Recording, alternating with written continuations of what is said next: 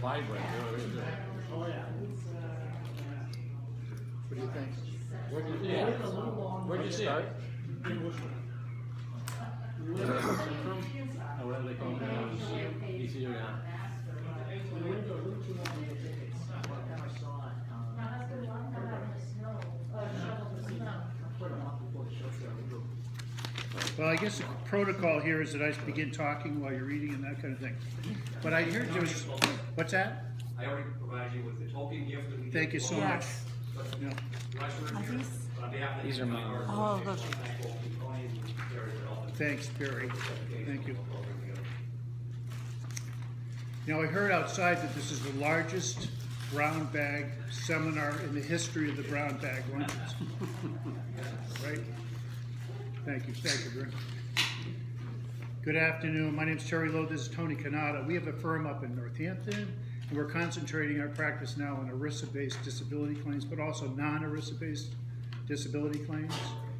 And ERISA also includes health care plans, life insurance plans, and all those benefits that are provided by employers and also unions and other employee organizations. I'd like to first give a little bit of a background history on ERISA, the statute. Then we can talk about how to recognize whether a plan is an ERISA plan versus a non-ERISA plan, and then talk a little bit about the application of ERISA plans versus non-ERISA plans in healthcare contexts. So, ERISA stands for the Employee Retirement Income Security Act of 1974. And prior to 1974, there's about a 10-year period in which a lot of investigation went into pension plans. In fact, Senator Kennedy was involved in a lot of the investigations prior to the enactment of the statute, because these plans, these pension plans, were being administered incorrectly and properly, and a lot of employees' pensions were being wasted through defaults. So they created a system to protect employee benefits. And the Retirement Income Security Plan dealt with the different risks involved. And there was a default risk because, of course, employers that were providing pensions, in particular defined pension plans, had to pay out these benefits, so many years in the future, that it was difficult for employers to, figure out how much they're going to pay in a defined amount per month when a person was going to retire. So, and what happens when an employer goes into default? What happens when an employer changes, gets bought and sold? What happens to the pension plan? So they devised a system whereby these pension plans were insured in a kind of a pooling arrangement similar to workers' compensation uninsured employers, so as to take away that default risk. But that protection, that was devised for deferred pension plans didn't apply to other employee benefits, disability insurance, life insurance, other employee benefits, health care insurance. So the Congress created a trust law foundation, a fiduciary law foundation for dealing with these employee pensions, employee benefits. Because they were really faced with the prospect of, do we create a new administrative agency to deal with this, to oversee this? Do we create a new court? Or do we create something within the Department of Labor to adjudicate these disputed claims? So what they did was, a very clever thing, or they thought it was clever, is they superimposed the trust law framework, the fiduciary law framework, onto employee benefits, so that the plan administrators therefore become trustees. The participants and beneficiaries of the plan become beneficiaries. The trust law framework of loyalty,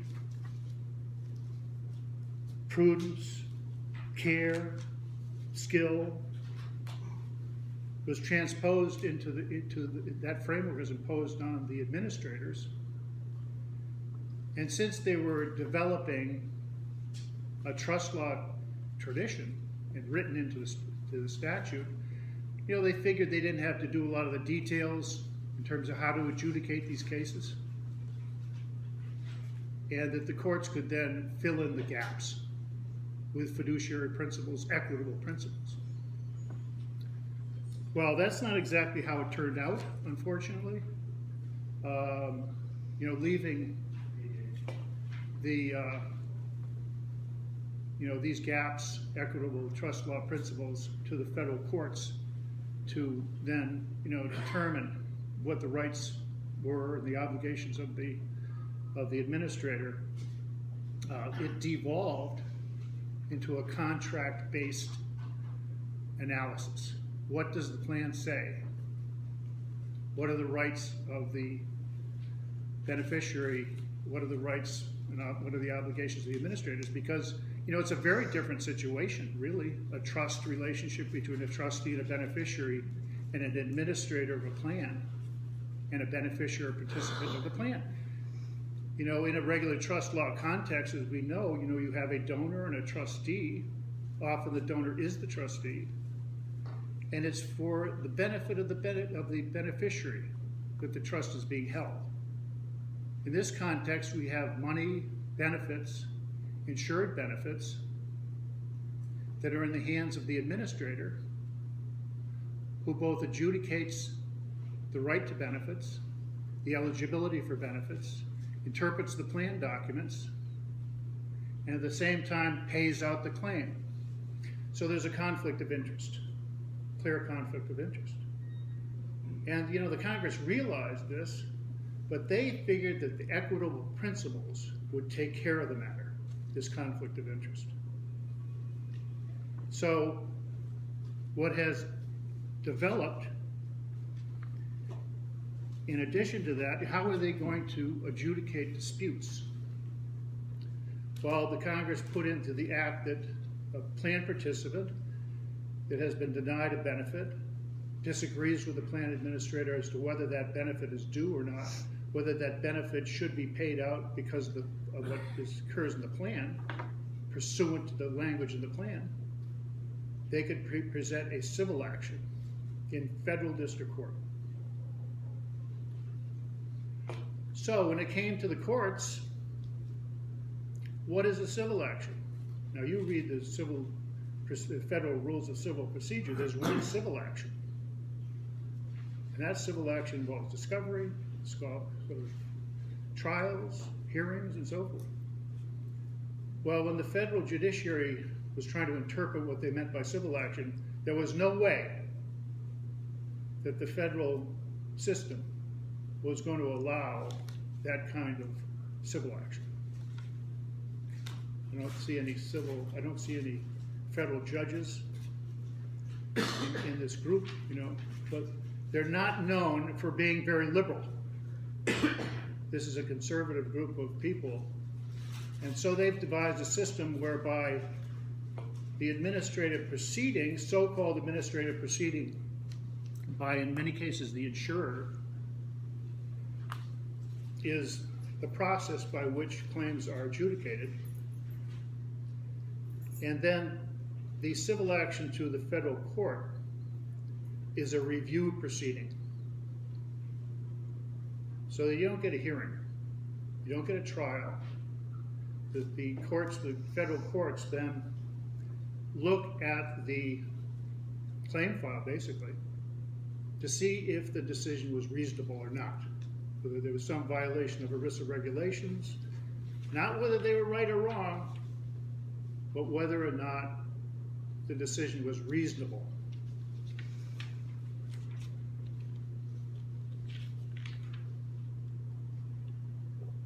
So, no discovery, no jury trial, it's a review proceeding. So, the Supreme Court held that, look, first, to be balanced about this, you know, the courts didn't want to increase the costs for benefit plans, Because if you started a system, a civil litigation system over benefits, it would enormously increase the costs of benefit plans. And they wanted to encourage employers to make these plans available. And it increases the insurance and everything else. So there was good reason not to have a full-fledged civil action allowed by the federal courts. But in addition to restricting the remedies, the Supreme Court said that the standard of review to the federal courts, if the plan administrator, in this case the insurance company writing the policy, puts into their policy a discretionary clause which says that they have full discretion to determine eligibility for benefits and pay out claims, then the court's only going to review that decision on a deferential standard, arbitrary and capricious standard of review. The same standard that a federal judge gets based on when somebody goes to circuit court of appeals. So a very difficult standard for a plaintiff to get by and also prevail. So a lot of states have passed laws that say they prohibit these so-called discretionary clauses in insurance contracts, and that's about 16 states so far, but not Massachusetts. So that was one way that the process has been restricted to ERISA claims, but also this wide preemption of state laws. All the laws that Massachusetts have to protect employees, protect the consumers, bad faith laws that are available for a lot of different reasons. That's preempted. It's not applicable in ERISA cases, nor are compensable damages available. There was a variety of cases written by Judge Scalia that read the statute as providing no relief for compensatory damages on the part for beneficiaries who have been wrongfully wronged by dishonest plan administrators, mistaken plan administrators, denials of benefits that have caused other contractual problems or even personal injury. Those are not available in ERISA law at this point. So, we talk all the time about as practitioners why, a statute which was designed to protect employee benefits, designed to protect those beneficiaries, you have less protection now than you had before ERISA was enacted. Because before ERISA was enacted, it was a straight contract claim in a state court. You could take the plan beneficiary to district court or superior court and prove your case and have a full trial and discovery and so forth. So that cannot have been Congress's intent, to create a statute to protect beneficiaries in more ways than what existed before the statute was enacted. That's what we have now. So that's a short summary of the background of the law, but we want to move on to how to tell whether or not an ERISA plan is a plan, healthcare plan, disability plan, healthcare plan, whether it's governed by ERISA or whether it's not ERISA.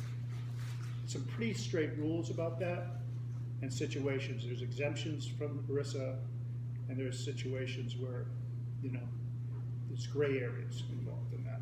And to know that first is the beginning of the analysis as to how to handle the claim when it comes into you. Then a little bit about how to handle an ERISA case when it comes into your office, a healthcare denial, a disability denial, a life insurance denial. What do you have to do, and what must you do to protect your client's rights? And then if we have any time, we'll talk about liens and reimbursement agreements.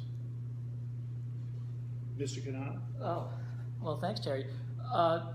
With that as a basic overview, I actually have put together. I started out with a chart with a presentation that was about 45 slides, and I knew that wasn't going to do for anybody. But I tend to be the kind of person who wants to sort of see the the whole thing. So I've put together a flow chart that basically walks through sort of the basic pressure points of the procedure of ERISA claims litigation. So this is assuming that somebody has become disabled and that person has some sort of a long-term disability claim. Looking at the chart, and I don't know if people can see the red dot here. I start at the top with all types of disability benefits, workers' compensation, long-term insurance, Social Security insurance, Social Security disability. I missed a couple. There are Veterans Administration benefits. There's also the state disability program. But that's sort of the basic overview of the types of disability you may have. Then you get down to, we're looking at long-term disability insurance. So somebody comes into our office or in the office of really any attorney and says, hey, I have a long-term disability insurance policy and I got denied benefits. So the first question, if you think about what Terry has said, when you get into a long-term disability claim that's been denied that is regulated by the ERISA statute, then you've got to think way up front about whether you're going to take on that case or whether you're going to refer it out and what the value of the case is for reasons that we're going to get into that Terry already touched upon, which is that you're not going to get a trial on the back end. You're not going to get discovery on the back end. So if that person has already been denied, then you've got to first figure out, is this policy governed by ERISA? Because if it is, you get very strict standards for appealing. So if you look the next level down, it's possible that the person that you're talking to has an individual policy. So those are typically reserved to high wage earners like lawyers, not me, like high wage earning lawyers, and surgeons and the like. They might have an individual policy, which is a contract just with their directly with an insurance company. That's just a state law claim, and you can handle it as if it's any kind of a state law contract. If it's a group plan, which is to say if that person is just a participant in a policy, if they're not directly contracted with the insurer, then it's what we would call an employer-sponsored group policy. Now, typically, almost all of those are regulated by the federal ERISA statute. There are exceptions, however. Typically, it's these plans that are provided by private employers to their employees are almost invariably ERISA governed. The exceptions. There's an exception in the regulation for payroll continuation plans. So if a company, this typically applies to short-term disability. So someone becomes disabled, they're out on short-term disability, the employer simply says, we're not going to go through having it paid by the insurer, et cetera. We'll just pay you as if you were still getting a portion of your salary. It's a payroll continuation plan. By regulation, that's not an ERISA plan. But the other two, church plans and government plans. So government plans are exempt from ERISA. So if you're a state employee and you have a plan directly through either your municipality or through your state, that's non-ERISA.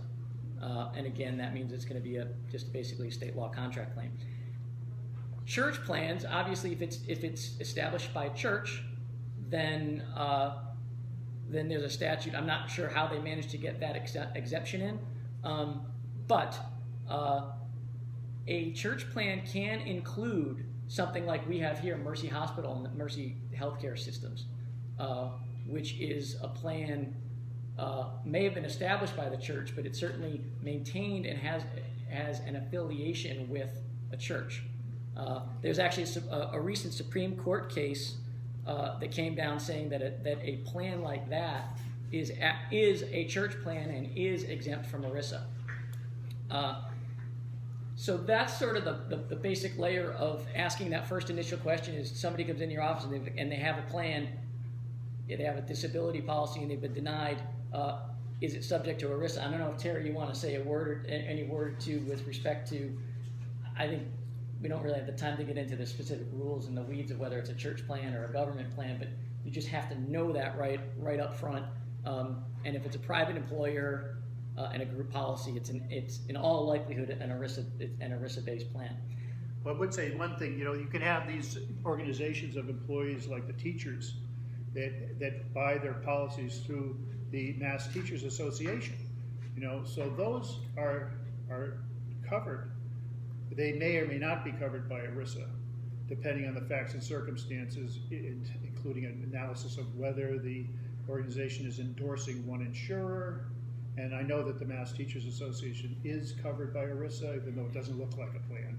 So that there are, ways that, see, this is the odd thing about ERISA. The insurers, want it to be ERISA, covered by ERISA. So that some of the insurers have done a lot of things. I know that we've talked about that, Dan. They ERISA-tize the plans. And they go through all these machinations in order to make it an ERISA plan. Likewise, over the years, attorneys have wanted to try to get out from ERISA and try to make it a state law plan, because then they have much more remedies. So basically, the insurer like Unum will come to an employer and sell them. They're trying to sell them a policy, and basically that policy provides that the employer, the plan sponsor, provides Unum or whatever insurer it is with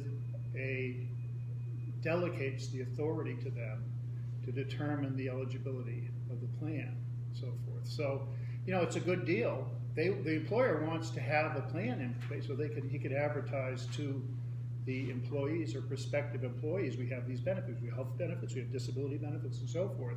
But they rarely read the policy. They rarely read the policy, and sometimes these policies are not expensive. They come out of payroll deduction, so it may cost an employee $15 a week, So you kind of get what you pay for, because that $15 a week often doesn't buy you much, because they have inside the policy is all kinds of restrictions, limitations. It's beyond the scope of this talk. Yeah.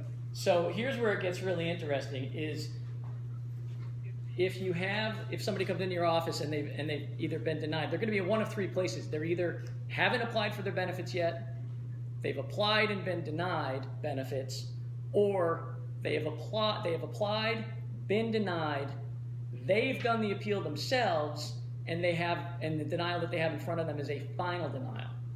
It makes a huge difference where that person is when they walk into an office. If the person's simply applying for benefits, the one thing to keep in mind is that everything they put in that application becomes part of the claim file that ultimately a judge would review on the back end. So one thing we have to tell our clients or potential clients is they need to understand that they can't just quickly do an application and not worry too much about it because they've got appeal rights, etc. But most typically what we get are people who walk in and they've had their appeal denied. You look at the denial letter and it typically will say you've got 180 days to appeal the denial. And you have to appeal back to the plan administrator, which is the insurer, or if it's a self-insured plan, it's either the employer or a third-party administrator.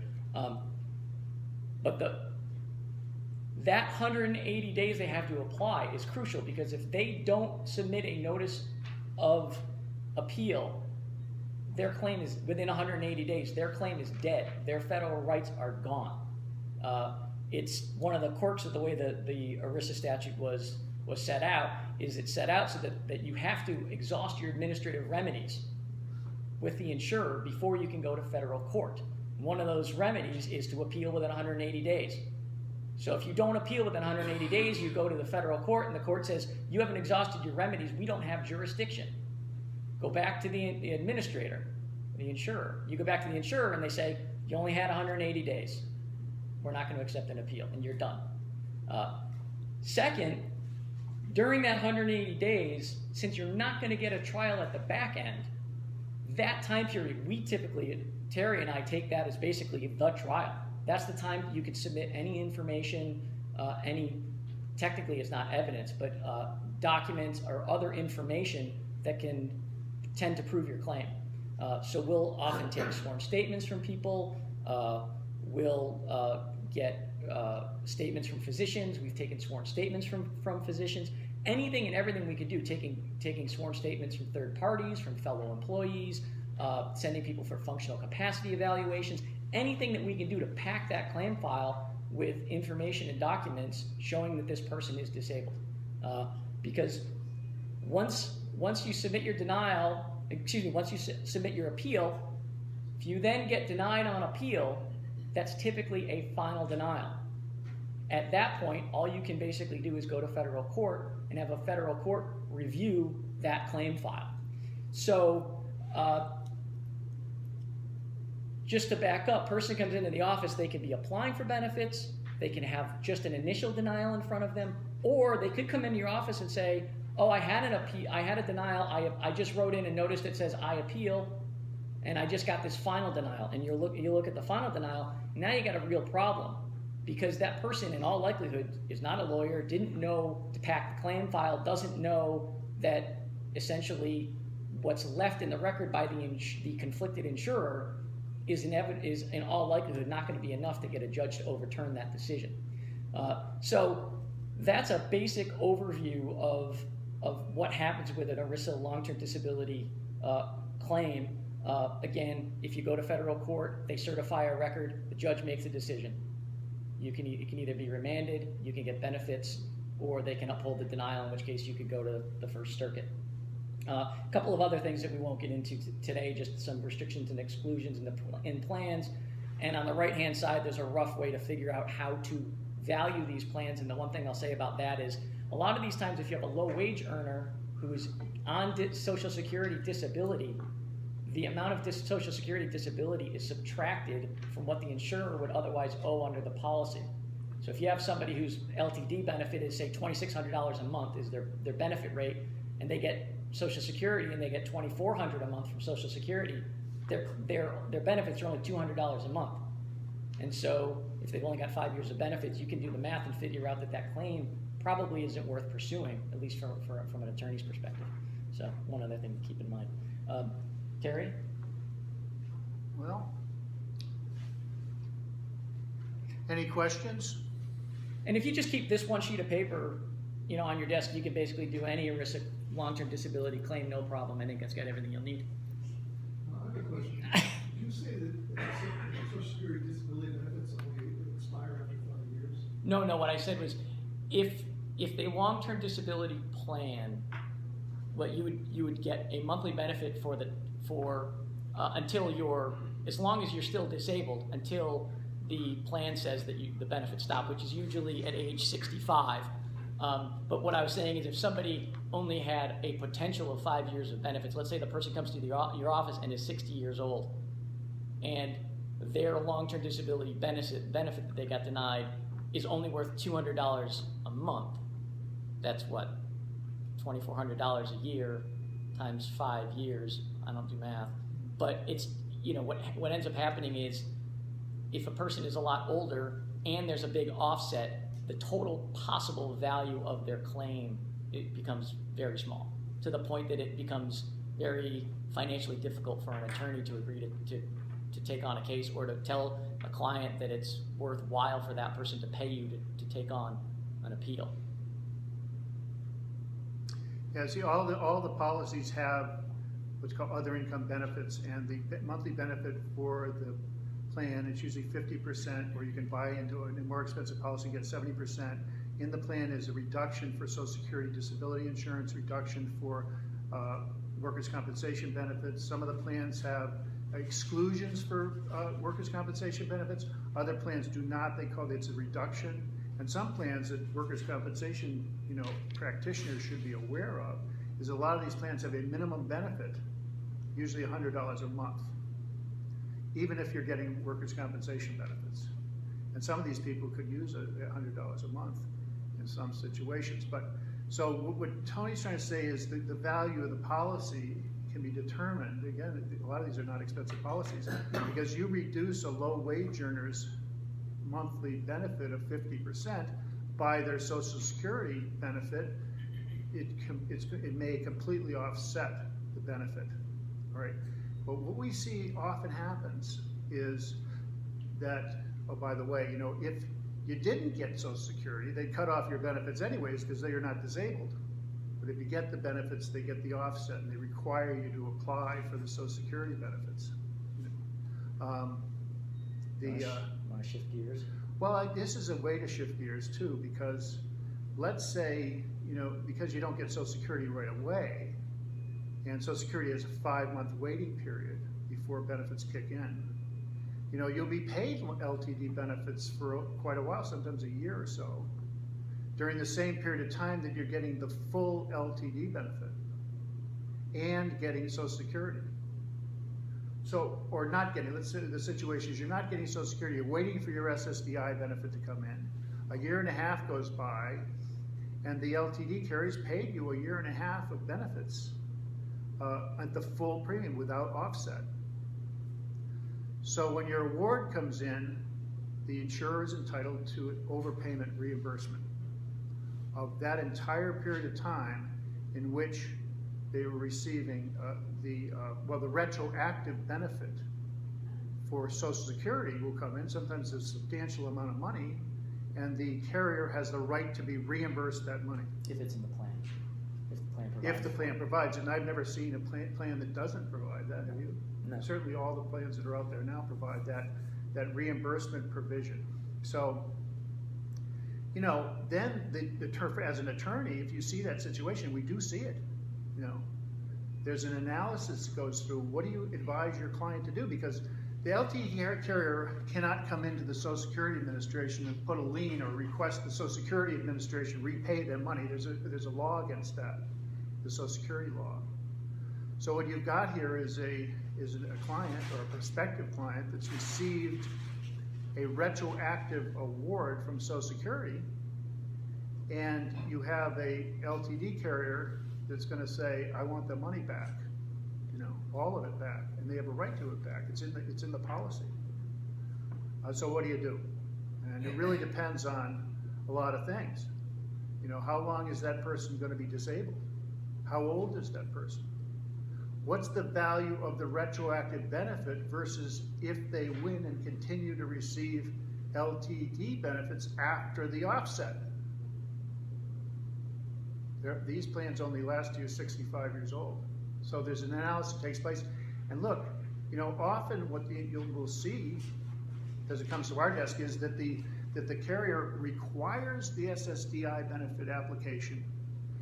The person gets the application, gets the benefits, they demand the repayment of the retroactive benefits, then they discontinue the LTD benefits. Because the plan language for disability is different than the SSDI definition of disability. And very often, sometimes it's unfair and not right, and other times it is according to the plan documents. So then you have a person who's left with having a repayment of the SSDI overpayment and no LTD benefits. So the Supreme Court, in their great wisdom. I just want to say, do you want to kind of lay out the other way this comes up, or just through Do you lay it out? You can lay it out. What? Lay it out. Yeah, the other way this comes up is you have a tort claim, an auto accident where the person has a health benefit, has their health benefits through their employer, and it's an ERISA plan, and the health insurer will pay healthcare costs up front, and the plan will provide that they have a right of reimbursement on the back end. Then the attorney for the person who was injured, the person of course is disabled, may or may not be disabled, I suppose, but in any event, there are health benefits owed. The plan says that they have a right to reimbursement. The attorney for the person who's had the accident is ready to settle the claim, and the question becomes, what should that attorney do with respect to that outlying lien? And I think what Terry's going to get into is whether that health plan is ERISA or non-ERISA makes a huge difference, because if it's ERISA, there's been a 10 or 15 years worth of case law laying out a very strange take on whether or not the insurer is going to be able to get that money back. And for that topic, we have you may have seen it online, a hypothetical midterm examination. There's some extra credit questions and some homework. You have that? Sure. You have that? Okay. Gary.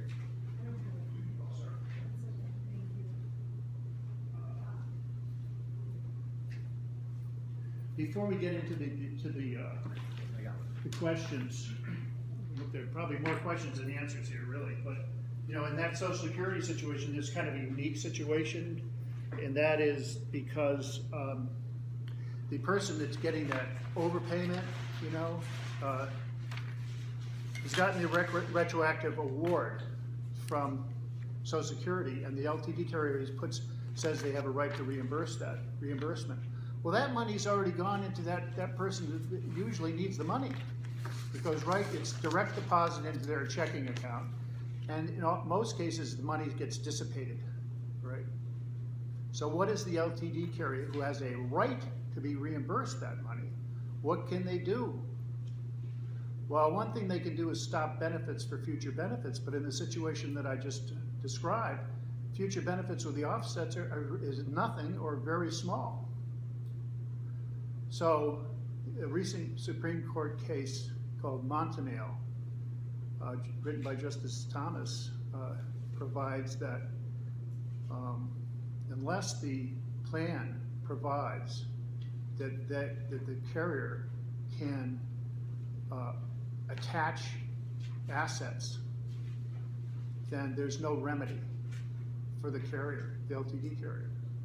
And it's all federal court. They have to go into federal court, file suit under Section 502A3, and claim an equitable lien, get that perfected, and then go after this employee's assets. Unless the money is in a separate fund, then they can attach the fund. So in this situation, the money's been dissipated by the disabled person. There's no way they're going to get that reimbursement right in certain situations. And I don't want to say we gleefully told them that or not, but sometimes, you know, things do go the way of the beneficiary in these cases. At any rate, other situations are involved in these difficult exam assignments. This is a drunk driver. You want to start with that? Well, I was just going to say we might take just a minute to walk through kind of how the court got to where it is. Okay. You know, the first question is, can the, you know, if it's an ERISA-based plan, can the insurer just go into the state court, you know, on the bodily injury case? And the answer from the Supreme Court was no. That ERISA has broad preemption. If you look, there's a handout that begins with a grid, and at the top, the first case is FMC Corporation versus Holiday. If you walk through these 1, 2, 3, 4, 5, 6 cases, it kind of walks you through what the Supreme Court has done and where we are today. And the court basically started off by saying under FMC Corp, look, there's broad-based preemption, and you can't go to state court. You have to come to federal court. That's sort of the basic gist of that. And then the next case, now under the ERISA statute, the insurer doesn't have a right to go for money damages. The only part under the statute, remedy available for them under the statute, is to go under 1132A3, where it says that they have the right to go for other equitable relief. And so these cases, if the insurer has to go and try to get their money back, they have to sue and say that it's part of other equitable relief. They have a right to other equitable relief, and that relief is, I want my money back based on the plan provision that says I have a right to it. Now, Justice Scalia interpreted other appropriate equitable relief to mean the types of relief typically available in courts of equity. So if you're going to do ERISA law, you've got to go back to courts of equity to figure out whether or not the basis of their claim and the remedy sound in equity as opposed to at law. The first case, Mertens, that was the pensioner case. The court said, look, you can't. They sued an actuary of pensioners, not this kind of case. But the bottom line was, all you're doing is suing on a contract. You don't have a legal right. So that sort of established that principle.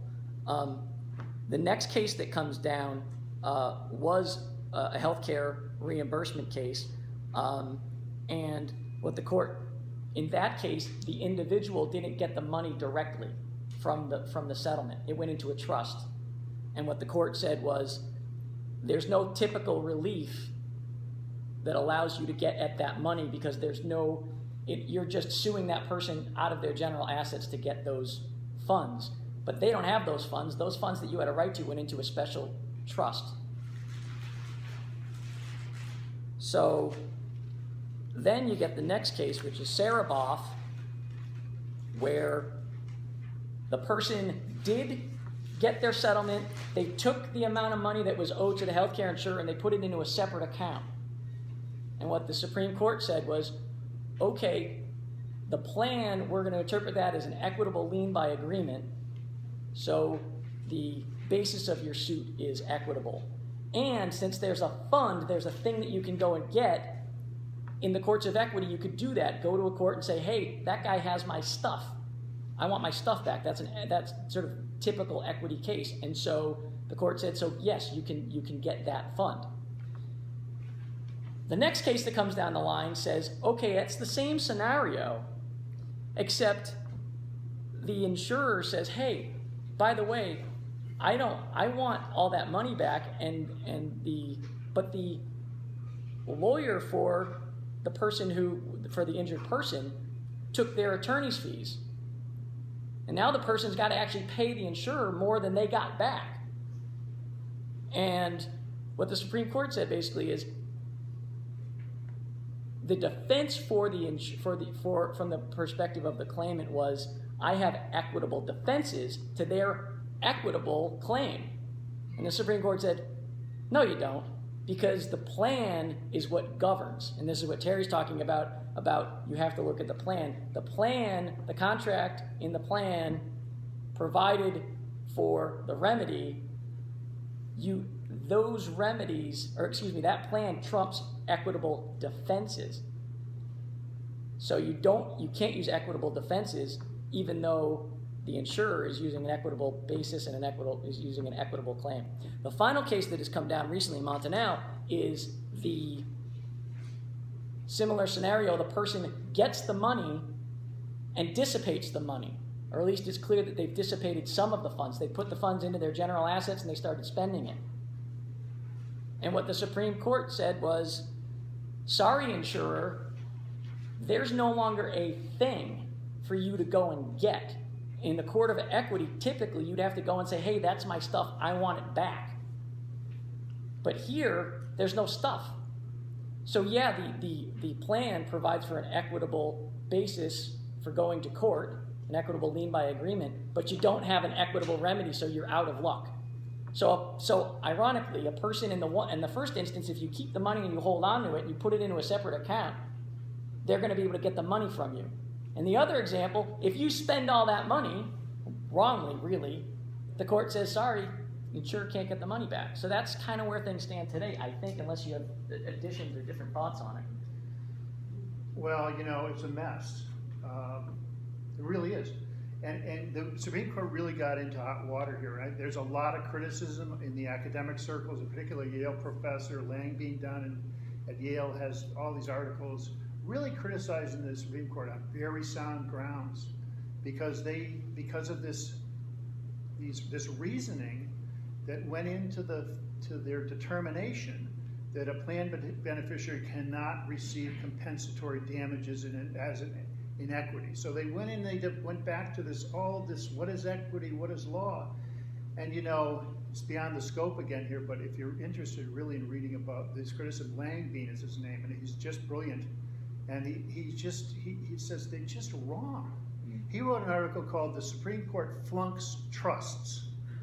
That's the name of the article. There's a reference to that article in our handouts. They flunk trusts because trust law didn't have, the equity courts had power to award money. They always did for centuries.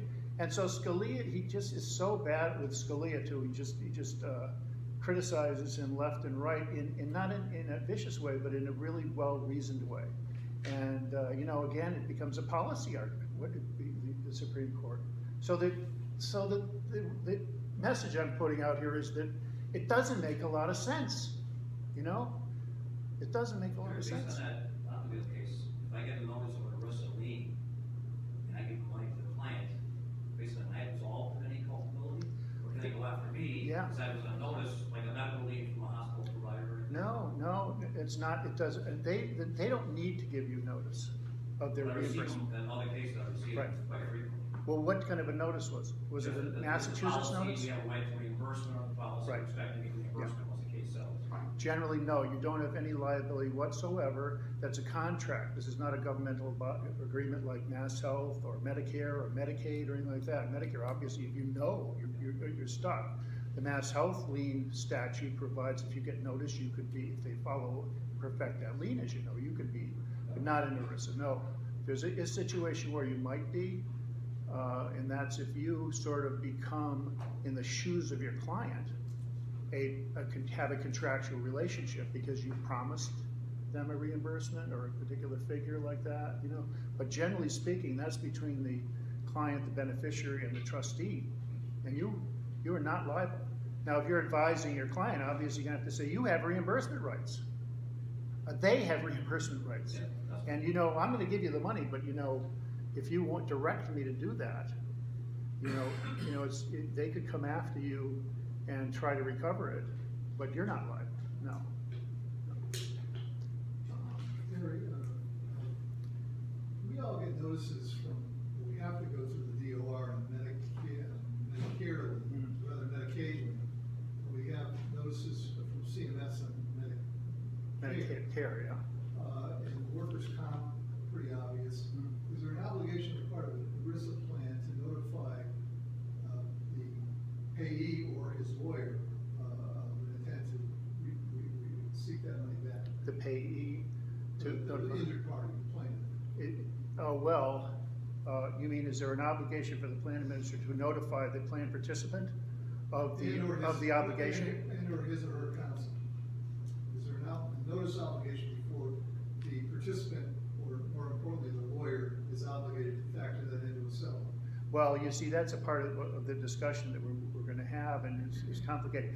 Well, they don't need to, they have notified you through the plan document, okay, and that's notice, that's an agreement through notice. But generally, what they do is, in a separate from the plan language, the policy, the insurance policy, or the plan if it's self-funded, has a clause, a reimbursement and a subrogation clause within the policy. That's notice, all right?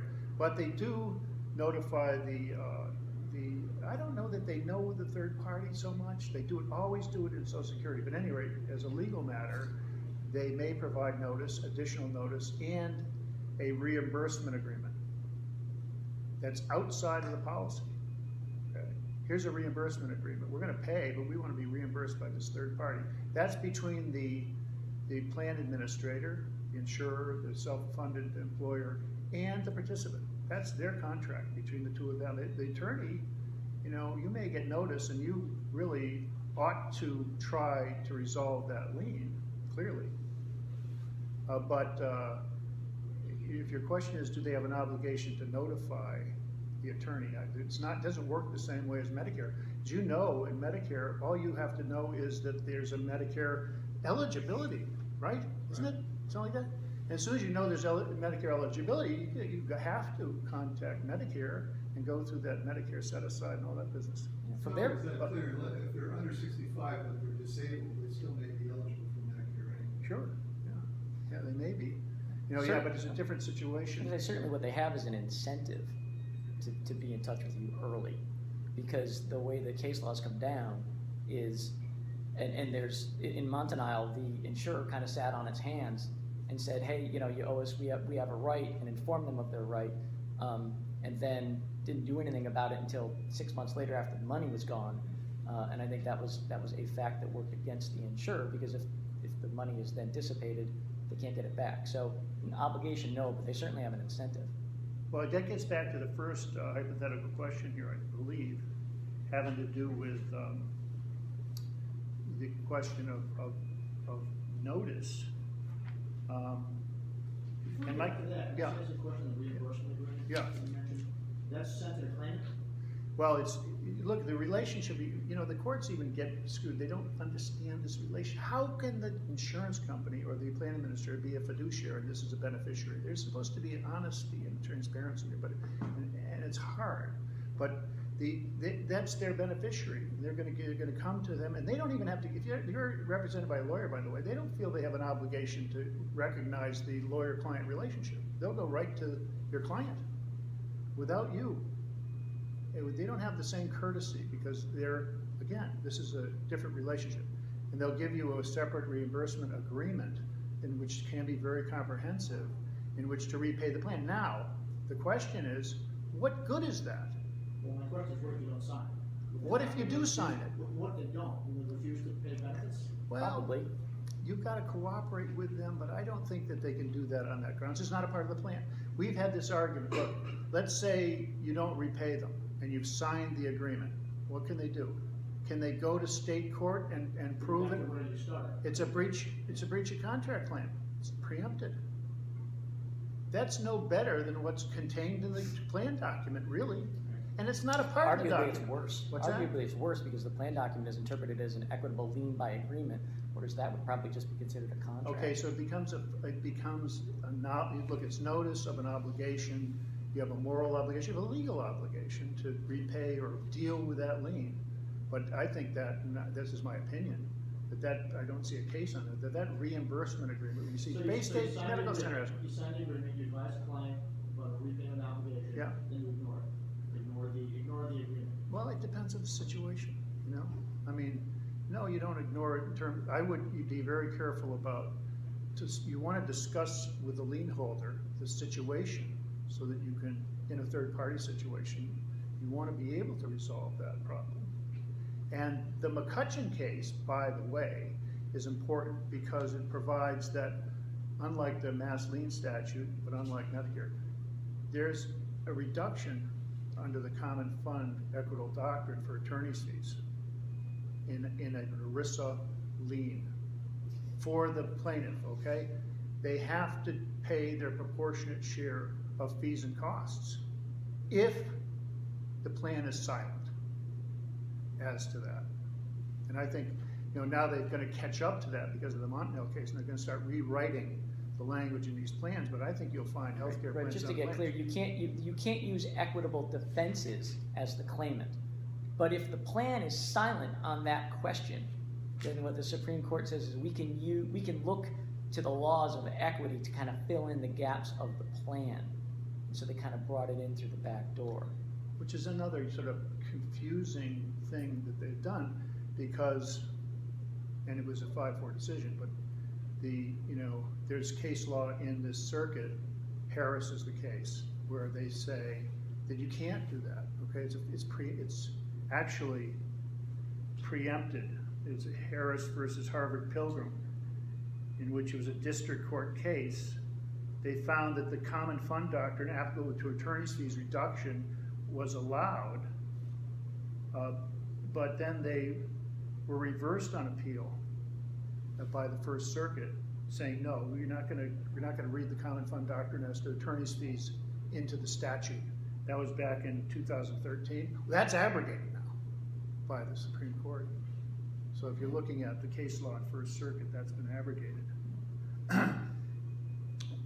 So the point is, when a plaintiff has this leverage, has this argument to a lien holder, in an ERISA lien holder, to say, hey, look, under this, show me your plan document, okay?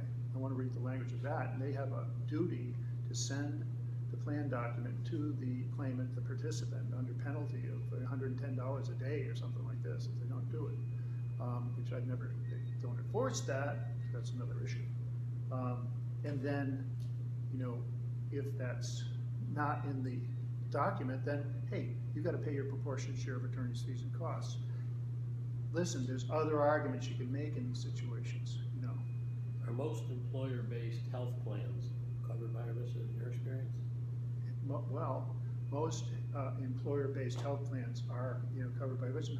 I just learned, I thought it was, maybe Jeff knows better than I, but You know, I was surprised to hear that something like 60% nationwide of healthcare plans are self-funded and not insured by an outside insurance company. Interesting. I don't know. Are the ones that we have to run into in these parts of Tufts and Health New England, are they ERISA plans? They can be, yeah, absolutely, yeah. You know, you It's call the interesting. I mean, adjuster, if you- sometimes they just don't know, you know. I mean, if you get your health insurance through the Mass Health Connector, which I do, then I'm not, you know, that's not ERISA. No, Yeah, I don't and think it has so. to be through your employer. If you're self-employed and you just go to the exchange, then it wouldn't be. But so, you can't tell just by which healthcare carrier it is. Question is whether you're getting it through your employer or not. Right. so the other arguments you can use, you're talking to an insurer with a large lien, you say, hey, look, there's something unfair in this hypothetical, some of these hypotheticals about a tort settlement, for example, where there's a judgment-proof defendant. You've got a limited coverage, and the injuries are really terrible injuries. And you've got a lien that's greater sometimes than the coverage. And, you know, why shouldn't there be a equitable doctrine, common fund, make-whole doctrines, these kind of things within that can be used as an argument that, hey, you know, he's not getting any recovery here at all. He's using the entire proceeds of the settlement to pay off the lien, all right? Well, the law is tough. If it's a non-ERISA lien, you know, you don't have any right to a reduction for costs and attorney's fees. If it's ERISA, you may, depending on the plan language, you know. But why do we want to take these cases anymore? Why would you take a case? If you're going to be working to have the recovery go to the insurer, to the lien holder, and you're not even entitled to an attorney fee, you see? So what do you do? What do you do? There is a case law that does, I think, say that you're not entitled to take an attorney's fee when you recover the money's paid out by a health insurer. There's no entitlement, unlike workers' comp, where it's statutorily entitled. So I guess that is still valid law. That you're not entitled The to. attorney's not entitled to No, take. that's valid law in Massachusetts, yeah. And Medicare, I think are entitled to an offset for attorney's fees and costs. Medicare liens, you are. And, but not in mass health lien situations or in non-ERISA insurance. And soon you won't be able to do it in ERISA cases when they write that plan into the plan language. And then you won't be able to negotiate. But you can still negotiate the thing. Why like that? You can say, I'm not gonna take this case. What do you wanna do? You do this. What, we're gonna go to court and you're gonna lose it all. Why not take a percentage of your lien now, or, you know what I mean? That's a part of the negotiation. That's just the same way. There's a practical way that practicality in the law, and, you know, we talk about you should know what the law is, because then you can help in the practical administration of the claim, you know? So, for example, I don't know if anybody's gotten a perfected 11170A Massachusetts lien. Have you ever gotten one of those? No, not that. Anybody that got, you know, third-party cases ever see that? Because they gotta send a notice to you too, certified mail, as defense, and to the plaintiff, and to the defendant, none, to perfect the lien. To make it even more confusing, oftentimes there's a third party trying to collect the lien for help going like Raleigh. Yes, right, It's right. pretty complicated. On the other hand, I have been on the phone with such people, and they can be pretty knowledgeable about ERISA liens, and they've even known case law at times. So depends who you get who answers the phone if you call them to talk about it. Well, chances are the insurer in a third-party case will get a letter, even if it's an ERISA lien holder, an ERISA-based plan, a letter saying I've got a lien, and you know, your representative, your claims rep doesn't know. They think I'm not going to pay out this money until this is resolved. Do you see what I mean? As a practical matter, and you can talk to your blue in the face to say, hey, well, McCutcheon says this, and you're an ERISA lien. He said, I don't know if I'm an ERISA carrier or not. You know, really. So you know, there's a practical. What I'm saying is, there's a practical aspect of it, and there's a lot of arguments that you can use, particularly in terms of fair. Even though you don't have a right to this so-called make-whole doctrine, my client's not receiving anything. You have the. I think that reasonable people can understand the point that you're trying to make, you know, and arrangements can be made accordingly, you know. Well, I think we're kind of over Well, time we now. never got to the workers' compensation Well, I guess they've got, oh, hypothetical. we were gonna turn the floor over. The one last thing I'll say is that we do a fair amount of writing on our website, and including what the handouts here are gonna be up on our website. So you can certainly go there to find sort of more information about ERISA, so.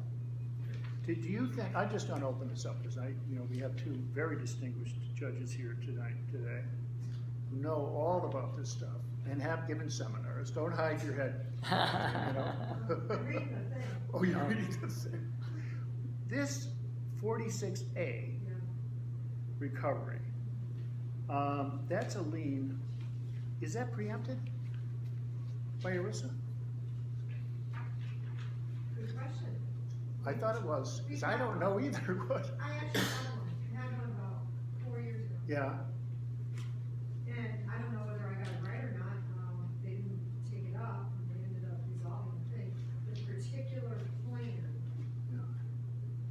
the way it was structured and everything, from the case law that was out there, I determined that it was preempted by ERISA, but I could not exercise my discretion under 46A and tell them to reduce it.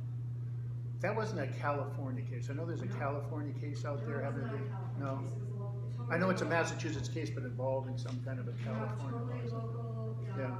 a local self, when I say local, I mean within Massachusetts self-insured group Yeah. that had the ERISA plan. It was also a plan it wasn't the Teachers Association, but it was a similar type of a thing with the union and the employer, was Yeah. the plan.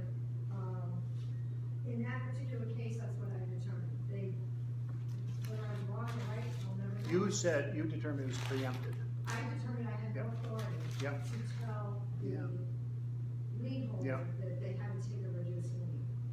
Reduction more, they had offered a reduction. It was one of those situations, they're gonna lump sum settle it. I see.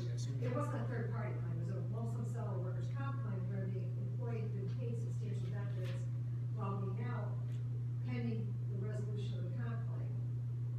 And it was, health insurance, health and welfare, the whole nine yards. And in this particular case, the attorneys had been talking, and the plan had said, we get it, you got this much money coming in on the lump sum, we'll agree to reduce our lien to X. And the employee wanted them to make it lower than that. And they came to me because they wanted me to tell them that they were gonna take less than X on the 46 accuracy, which is what we have the authority to do. And I said, No. after going through all that, I said, I don't have the authority to tell them they have to take less than what they're offering.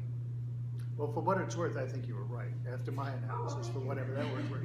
But, That's what I came up with, well- but it's just, I can't tell you, I spent a lot of Yeah. hours researching oh, this. yeah, And a lot of case law, and I think my memorandum to state that I had no authority was longer than any memorandum I've ever Yeah. written that states, I do have the authority, and this is what Well, you're gonna end up having. just one point on this, it's a sword and a shield, because let's say you have an ERISA carrier that wants to utilize that and gives notice to the board. They give notice to their board of their ERISA lien, okay? Do they have an effective lien? You're in a lump sum agreement, yeah, I've got a letter from, this insurer. Are you gonna say, well, is it an ERISA insurer or not? Because they can't use it as a sword. They can't utilize the statute if it's preempted by simple notice to the board. Likewise, they can't utilize it as, to enforce their rights either. And it was your typical contract, the one that says, I'm getting this money, I know that, if this is workers' comp claim, I'm not entitled to any of this money, that, this was, there's the health insurance and everything to cover, non-work-related injuries, and that if it's deemed to be a workers' comp, I will repay, the typical contract that they have. I don't know, eventually it'll come around again and we'll see what happens. Well, the other question is, what if it's a disability policy and they've got that section 38 or something, isn't that Can they perfect a lien there? Look, these are a lot of questions, and there's really not a lot of answers. There's some answers, and a lot of situations where you gotta go through the analysis. And then, you know, maybe you're right, maybe you're not, Right. you know? The happy ending was they all eventually figured it out themselves and got the thing done and Yeah, it was all good. yeah, thanks. I think when you end up with small amounts of money, and it was not a huge amount of money, it's easier to resolve the things than when you're talking the giant liens and giant amounts. It was a low wager, so Sure. some wasn't gonna be a lot of money no matter what, so a lot of problems with the case, so I think, you know, cooler heads prevailed and said, okay, burn the hands were two in the bush, let's get something. Sounds like good lawyering. Thanks for your contribution.